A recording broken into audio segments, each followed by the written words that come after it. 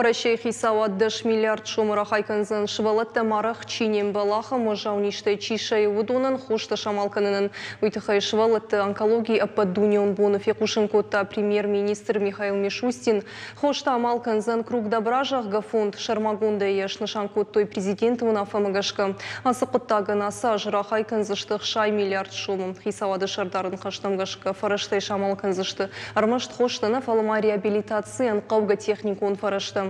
Шайрагдару швалатты аппат қауға гарштай шифтон канын. Швалатты республикон клиникон рынчындон онкологон хая дыражамонық бірнасты Маринайны хаштамгашка.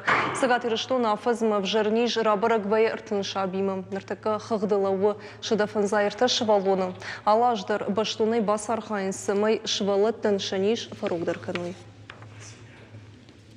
Технологичные методы лечения, они все-таки базируются в центральных клиниках, федеральных. Но что удалось достигнуть для наших детей? То, что большая часть детей имеет возможность сейчас лечиться дома. То есть первичную диагностику, уточнение стадии, молекулярную диагностику дети имеют возможность получить в Москве и получить первую часть лечения, такую интенсивную, в центральной клинике. А дальнейшее лечение очень длительное, до 2 лет, такой максимальный протокол, они имеют возможность проходить дома, на базе нашего отделения. Потому что раньше дети практически все это время вынуждены были находиться в Москве.